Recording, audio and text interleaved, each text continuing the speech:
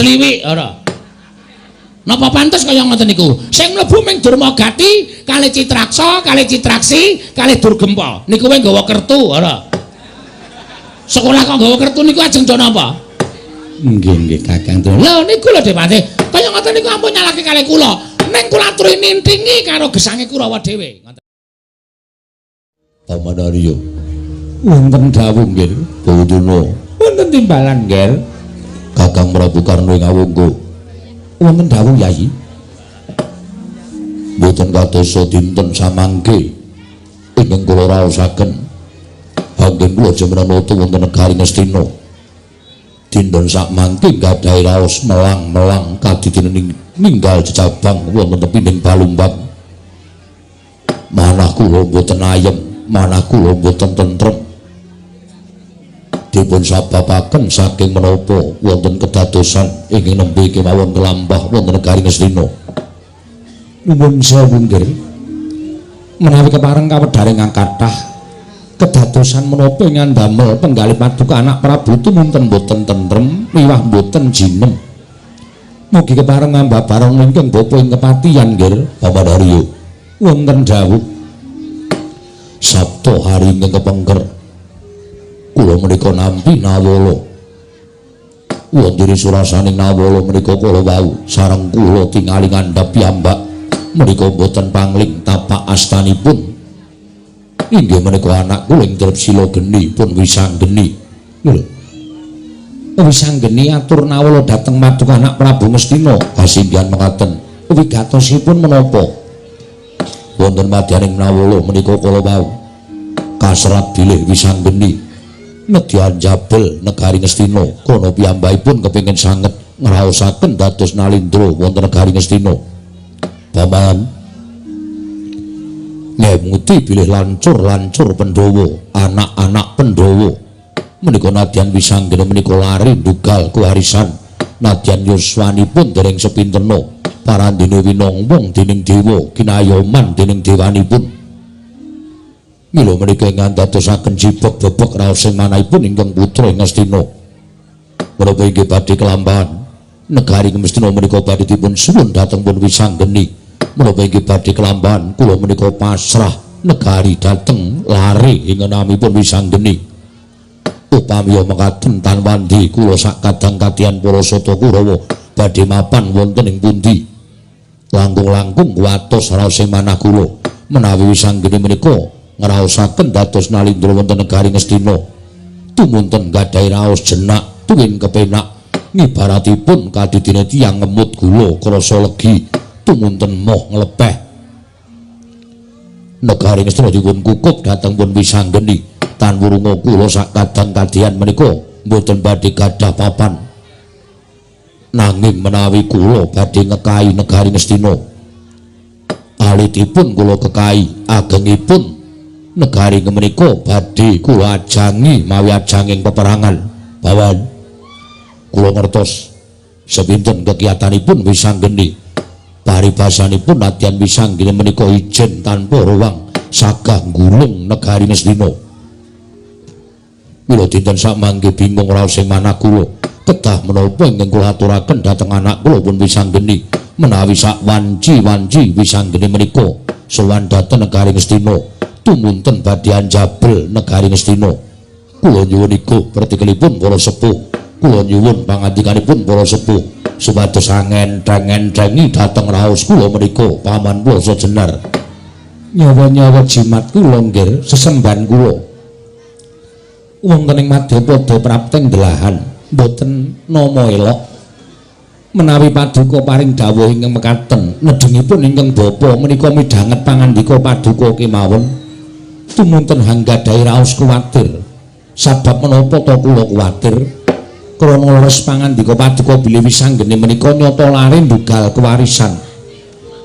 Nyata pancen lancur Pandhawa ingkang nami wisanggeni menika sekti kalintang jayaning perang. Ngimut-imut dhateng lampaning sampun kepengker. Nedheng lairipun kemawon wisanggeni menika sampun damel daretah wonten ing kayiwangan. Sangganing para Jawata sami kepelajar nungsang puyang budel bingung numbuk bentus ajrih kalian pun wisanggeni Menapa malih Wisanggeni menika mangke menawi ngantos kurda nyuwun negari Ngastina. Aduh nggih, nyuwun pangapunten. Lajeng sinten ingkang saged ambentung dhateng pengamukipun Wisanggeni? Kula kinten tiyang sak negari Ngastina. Menapa malih para Sata Kurawa menika boten wonten ingkang saged lan kuwawi angembari dhateng kekiyatanipun Wisanggeni nggih. Menika ingkang kula kuwatosaken. Namung ewa semanten saking iku pertikelipun ingkang bapa ing kepatihan nuwun sewu menawi negari menika tumunten kaparingaken dhateng pun Wisanggeni menapa mboten nama paduka menika badhe ngucemaken asma paduka piyambak ing atasipun negari kok dipun suwun ngampil menika mboten wonten jamak limrahipun ing atasipun negari kok dipun nampil tumunten ingkang ngampil menika lenggah dampar nuwun sewu sak jejumlek kula gesang wonten ing Madyapada kula dereng nate merangguli lelampaning kados mekaten menika nggih. Mila menawi saking pamrayoginipun ingkang bapa ing kepatihan negari menika kedadipun kekai, negari menika kedadipun kukui. Sampun ngantos Wisanggeni dakah-dakah wantunan judak dhateng kelenggan paduka anak Prabu Ngastina. Menika ing nembe kula penggalih.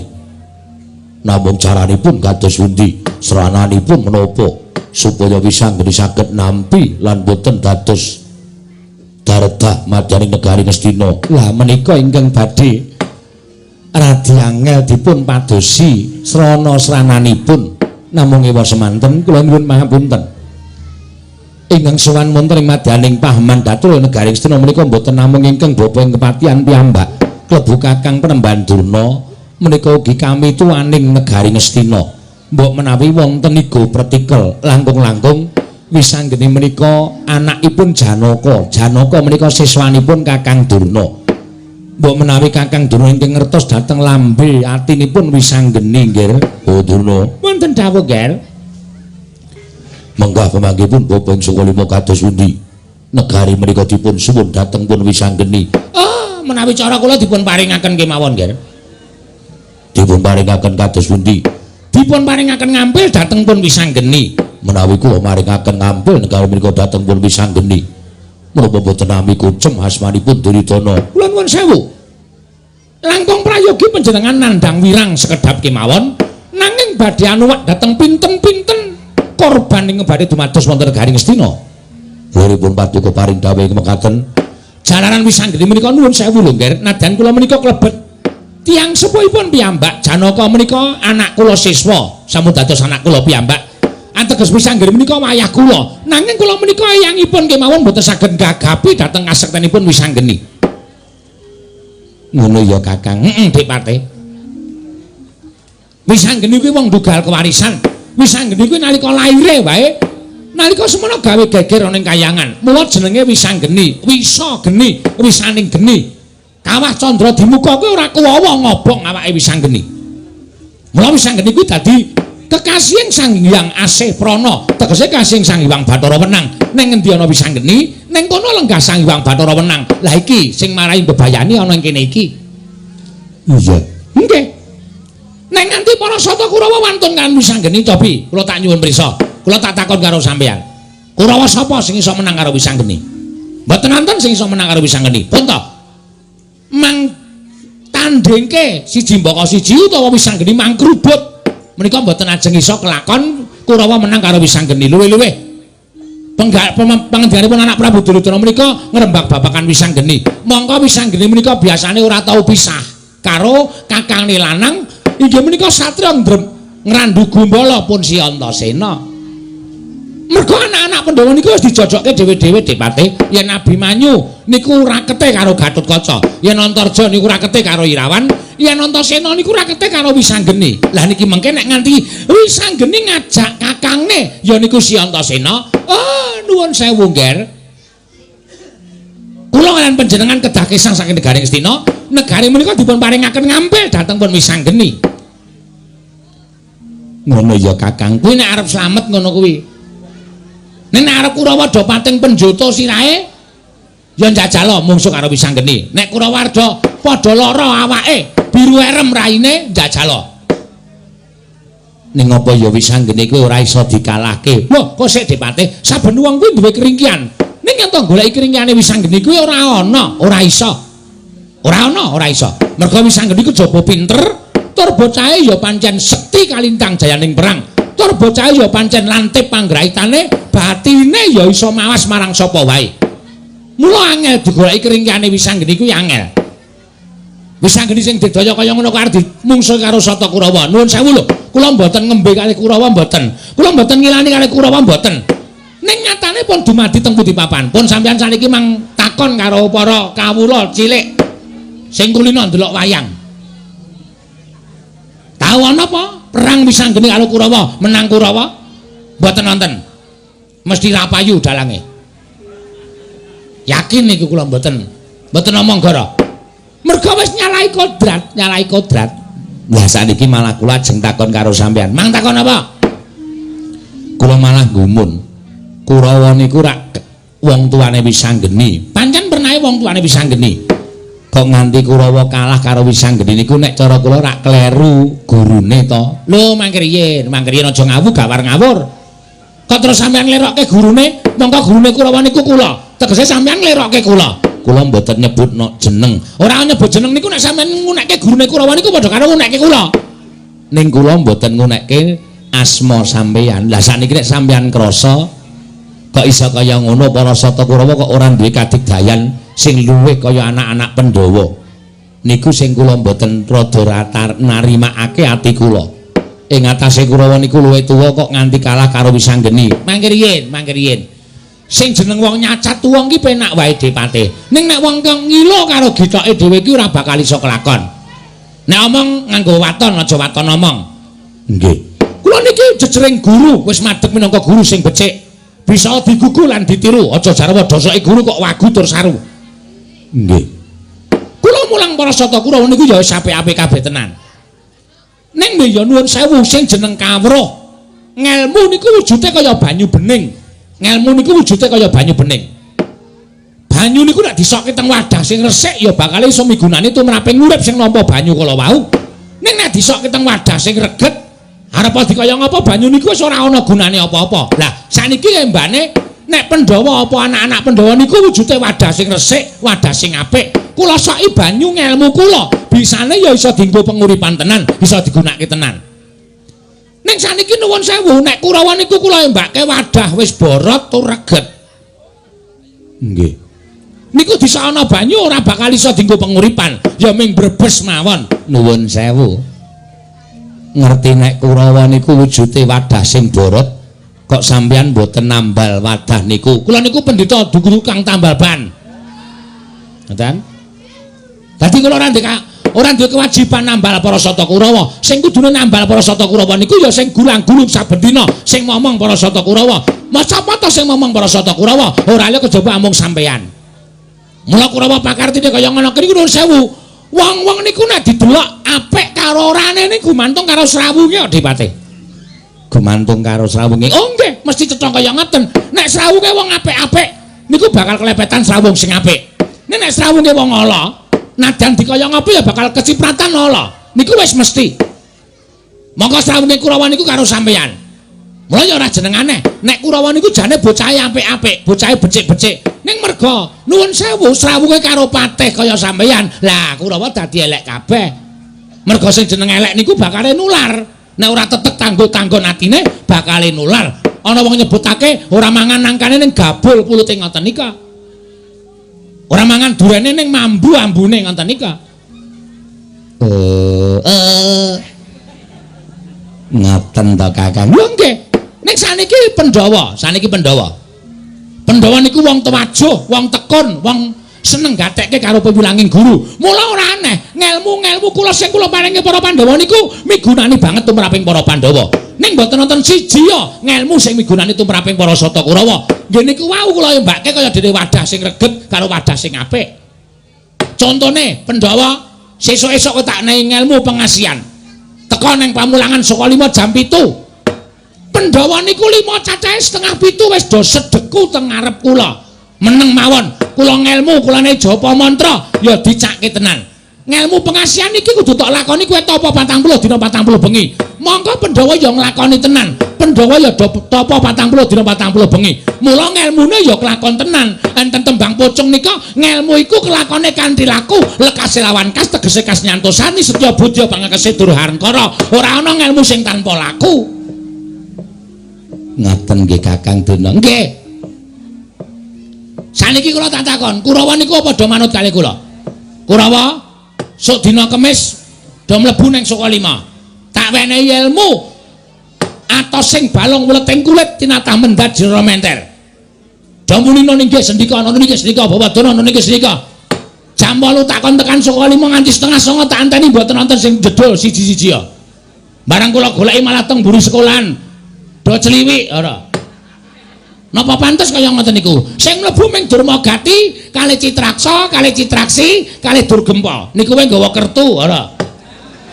Sekolah kok nggawa kertu niku ajeng do napa? Nggih Kakang. Lho niku lho Depati. Kaya ngoten niku ampun nyalahke kalih kula. Ning kula aturi nintingi karo gesange Kurawa dhewe, ngoten. Nek ming nyalahke wong liya gampang wae wong ming paitan cangkem. Ngoten? Nggih. Ora paitan pikiran, sampean ora ngrasake rekasane guru mulang karo murid, sampean ora ngrasake Begawan Durna lek ketayalan menehi murid ngenehi ilmu karo murid-muride. Nek mung wong luputke wae penak wae. Durna. Wonten dawuh cekap. Sampun ngantos ngandar-andar ngendukur pangandikanipun.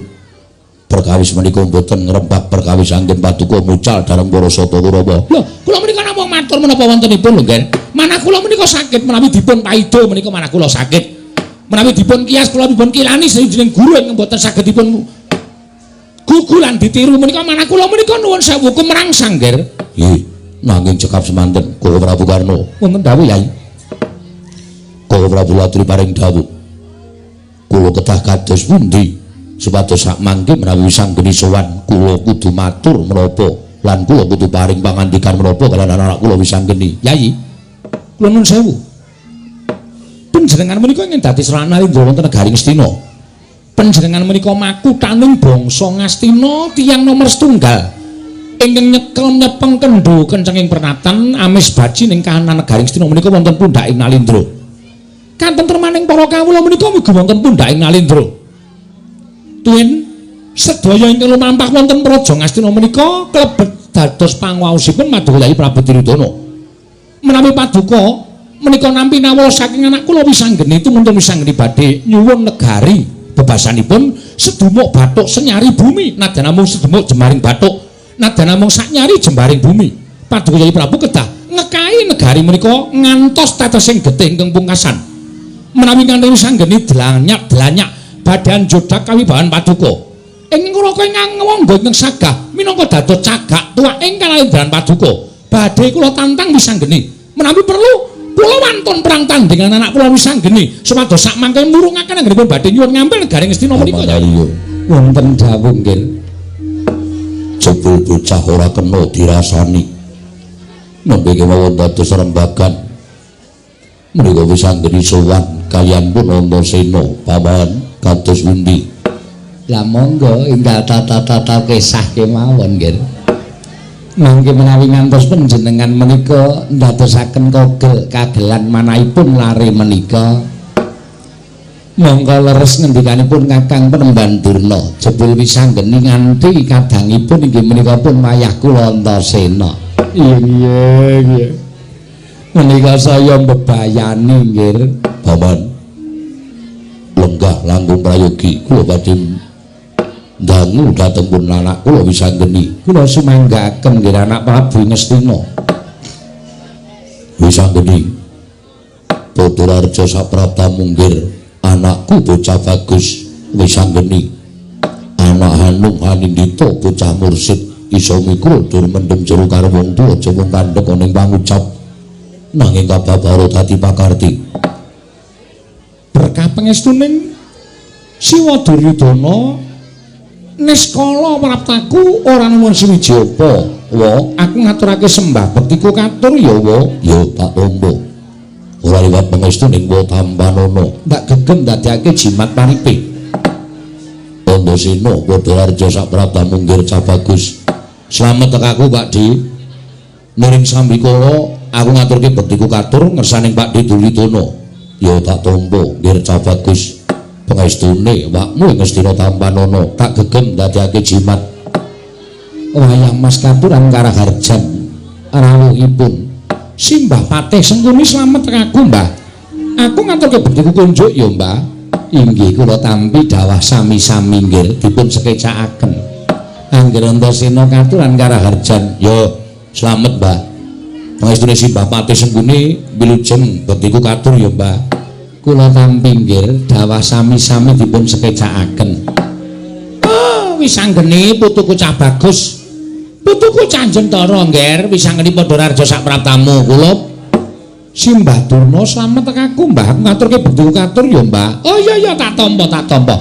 Pangestune Mbahmu Tampanana ya wis anggene. Iya.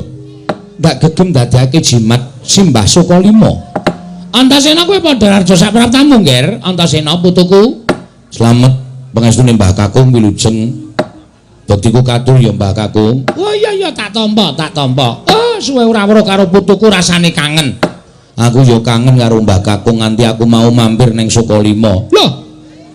Kowe mau mampir ning Sukalima? Heeh.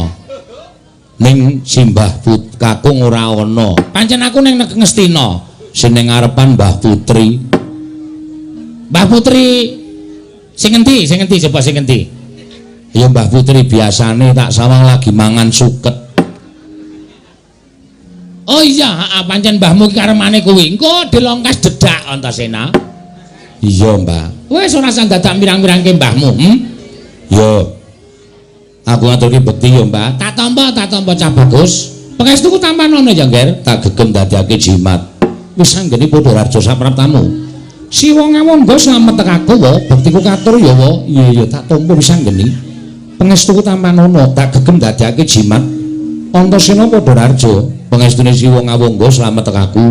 Aku ngaturke bekti katur ya, Pakdi. Iya, Antasena ndak tampa. Pangestuku Tampanana. Bisa geni. Siwa Ngastina namaran. Apa wigatine dene sira prapta ning negara Ngastina? Lho, kok sik to? Lah kok dadi Siwa Duryudana dadak tambuh nggonku sowan ning negara Ngastina? Mongko aku rak wis atur nawala 7 dina kepungkur apa layang mau durung tok tampa? Yo, layang wis ndak tampa. Wis ditampa to? Wis. Yen wis ditampa mesti wis disurasa dening Siwa Ngastina. Wis ndak surasa. Lan aku wis ngerti isining nawala. Lah, yen Siwa Duryudana wis ngerti wis prisa isining nawala, aku sowan mriki mung nyuwun wangsulaning Siwa Ngastina. Yen pancen negara Ngastina iki mbok paringake, aku mung kepengin banget ngrasake dadi ratu. Ning wadene ora mbok paringake, ya nuwun sewu. Gandeng aku wis nggawa wong ya kuwi Kakang Dr. Andes Antasena. Heeh, piye Di? Insinyur Wisanggeni. Le lulus ki dek do kapan? Kok wis nganggo titel ki? Lah ora ngerti lagu sekolah kok, Mbak. Wis lulus suwe. Oh iya syukur-syukur nek tambah titel. FFSMC.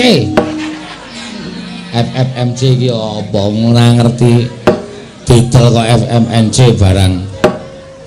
Aku wis gawa wong mula rembuku tak cekak aos wae. Aku agal ya gelem, alus ya trima. Tegese piye? Yen agal tegese Siwa Duryudana kuwi mangkat ora maringake negara Ngastina marang aku, tegese kudu tak jaluk sarana peperangan. Ning yen alus tegese Siwa Ngastina kuwi maringake negara marang aku, tegese tak trima banget. Ora kita ngomong sak uruping damar, sak umuring jagung. Aku nyuwun wektumu supaya aku tak lenggah dampar negara Ngastina, Pakde Duryudana. Sanggeni, ana maran. Aku tak takon karo kowe. Marga wangsul ana pitakonku kanthi pertitis. Negara iki negara darbe ing wakmu Ngastina. Ya apa darbe ing wakmu para Sata Kurawa? Apa kowe wis tau tumon? Apa kowe wis tau ngerti ing atase negara kok disilih kuwi? Tata cara ngendi? Kok sik sampeyan dawuh kaya mengkono mau wis tok penggalih. Dawuh sing endi? Yen Ngastina iki darbe ing para Sata Kurawa wis tok penggalih. Nyatane ingsun ingkang dadi ratu. Sira Siwa Ngastina kuwi minangka dadi ratu wakil. Siwa Ngastina kuwi minangka dadi ratu wakil. Wong dene ora ketang ming saka dedonganing piyai sepuh, saka dedongane Bapa Janaka, Bapa Werkudara, tau tate ndongeng kelawan aku luwih aku tau tate diceritani dening Kiai Semar. Monggo Kiai Semar kuwi ya kuwi pamonging para Pandhawa. Mula wis ngerti sejarahing para Pandhawa. Yen Siwa Ngastina paring dawuh, Ngastina ki darbeking panjenengan, kuwi salah, kuwi keliru. Klerune nggo napa? Kuwi lah tak sejarahke apa piye?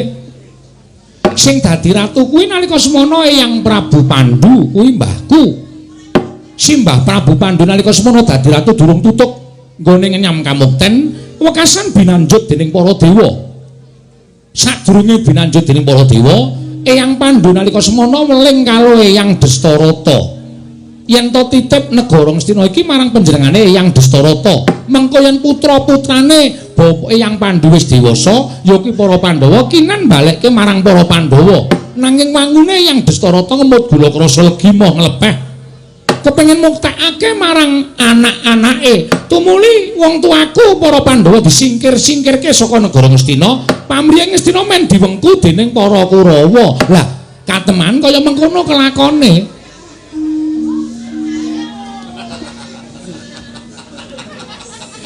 Kateman kaya mengkono kelakone wekasan sing dadi ratu dudu kok para Pandhawa nanging panjenengane Siwa Ngastina. Dadi aku kuwi umpama njaluk negara Ngastina kuwi wis sak trepe. Aku njaluk negara Ngastina kuwi wis memper. Tur ngene yo, Wadridana, aku tak crita. Apa to sebabe aku pengen nyuwun negara Ngastina lan aku pengen dadi ratu? Sebab aku kuwi ngrumangsani yen to anak Pandhawa ingkang ora ngerti tata krama, ingkang ora ngerti unggah-ungguh. Mongko wong duwe anak ingkang ngerti unggah-ungguh, ngerti tata krama, mongko anake mau pakartine apik. Wijining wong tuwa kaya wis disuwargake dening anak. Kuwi piwalese anak marang wong tuwa. Nanging kosok baline, nadyan anak kuwi dadi wong sugih, bebasan iso munjung ingkung gajah karo wong tuwa saben dina, nek pambegane mrosal mbedugal sakpenake dhewe, mongko ora ngerti tata krama. Wong tuwa isih urip kaya dibleseke ning neraka rasane. Iya. Mula wektu dina iki gane aku rumangsani lan duwe tata krama, aku kuwi ra iso tata krama, ra iso unggah-ungguh. Mula aku pengen misungsungke negara iki marang para Pandhawa. Wis ngono wae. Cekakose ngono kuwi. Yen sampeyan isih tetep cukeng, yen sampeyan isih tetep adreng, ngukuhi negara Ngastina. Oh, aja takon dosa. Nadyan aku mung wong loro karo Kakang Antasena, aku nek mung bedah negara Ngastina ki ora jam-jaman tak kandhani. Paman kados pundi? Lah monggo kesah mawon. Nindak mangke geger mboten kanten-kantenan kula nyawang wisanggeni kok saya merinding. Pengendikane cetha tur ya bantas, tur ya menep tur wonten isine. Kok tratapan ati kula. Bawaduna kados pundi? Nuwun sewu kula mboten saged matur, Ger. Sebabipun menapa? Sikil kula didak Antasena. Saya kenceng lingidak. Kula mboten wantun matur. Wisanggeni. Ana paran. Dadi kaya ngono sing dadi pawadanmu nggono bakal nyuwun negara Ngastina. Iya. Kula ana kuwatir rasaning penggaliku. Kuwatiring Siwa Duryudana perkara apa? Kuwatir rasaku yen nanti kowe mengko ngrasakake jenak lan kepenak. Nggonmu dadi ratu, tumuli negara ora mbok balekake marang panjenengan ingsun. Ning malah mbok aturake marang para Pandhawa. Padha karo kowe njungkeng mawang kawibawaning Duryudana. Kosek, upama negara iki tak aturke marang para Pandhawa apa aku kleru? Apa aku luput? Wong dasar iki darbeking para Pandhawa. Ya ngono apa ora? Pripun paman Pun to, kalah sak kabehe wis ta. Omongan yo kalah, gelut yo kalah. Mila monggo klasa bantal dikukuti ndang kesah mawon saking negari Ngastina. Jagat Dewa Bathara. Wisanggeni. Ana mangan. Gusik. Bakal ono batal wakil Duryudana muni bakal menehi wangsulan marang kowe. Sapa? Sapa sing dadi batal wakiling Siwa Duryudana? Aku ora bakal wedi. Aku ora bakal miris. Yen perlu kon ngadhep ning ngarepan Wisanggeni kene. Arep paring pangandika apa tak tampane kanthi ikhlas. Bawa Prabu Karna Basusena.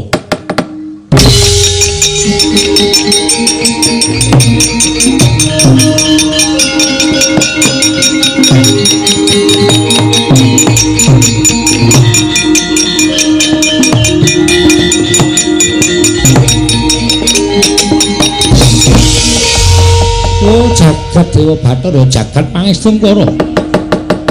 Wangune Siwa Karna ing bakal dadi betenging wong Astina. Ya dasar Paranata. Pancen tak ajangi jembar Wisanggeni. Kakang Antasena, Piye? Siwa Ngastina masrahke perkara iki marang Siwa Ngawangga. Siwa Ngawangga sing bakal cawe-cawe perkara iki sing bakal menehi wangsulan karo aku Siwa Ngawangga. Rasawati. Pokoke anggere isih ana aku, sapa wae sing bakal dadi betenging Siwa Ngastina mepalangi karepmu nggone bakal dadi ratu aja wedi. Aja kok Siwa Ngawangga kae patih sing tuwek kae kon sisan maju.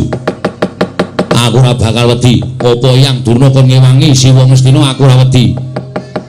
Antasena aku ora melu-melu kok nek lemu ngidak sikilku iki diculke to ora kaya kenceng kaya ngene iki. Pokoke nek ora tak idan ndak sampean werna-werna. Wisanggeni ana marang. Ngene yo ngger tak kandhani cah bagus anakku. Yen to kowe mberung datanpa pitung iki mau tundone lereke ora bakal becik kedadeane. Ibarate kaya dene kriwikan dadi grojokan geguyon dadi tangisan malang-malango kaya ndok mentang-mentango kaya gendhewa. Kowe ora bakal menang yen to tanding karo wakmu Ngawangga. Giri Rusi jalma tan kena Kinirawa. Aja ngembe karo wong. Aja sok ilani marang kabisaning wong liya. Nanging kala mangsane ngabisane wong mau ngungkuli marang kabisaning Siwa Ngawangga. Lho, kowe kok wani sekecap padha sekecap karo aku? Aja karo kowe wani karo wakmu Ngawangga. Nuwun sewu. Gandeng Siwa Ngawangga wis ngadeg ana ngajenging Duryudana, tegese tak anggap sampeyan kuwi ngiwangi marang Duryudana. Mula wis dadi anteping Wisanggeni sapa wae sing ngewangi marang Siwa Duryudana tetep dadi mungsuhe Wisanggeni. Bola dalah. Yen ngono kowe wani karo Adipati Basukarna, sing tak wedeni apamu? Yen pancen Siwa Ngawangga mbelani Siwa Duryudana nggone bakal nggondhali negara Ngastina. Wala, rupak wani jembar wani. Aja kok mung sampeyan. Kabeh para pinisepuh sing padha lenggah ana ing negara Ngastina iki kon ngeroyok Wisanggeni. Nek iso nganti gawe babak kulite Wisanggeni, nganti iso gawe putung balunge Wisanggeni. Aku meguru 20 tahun karo manungsa kuwi, ora metu njowo tak kramas sepepek. Ayo, metu njowo tanding karo aku Siwa Ngawangga.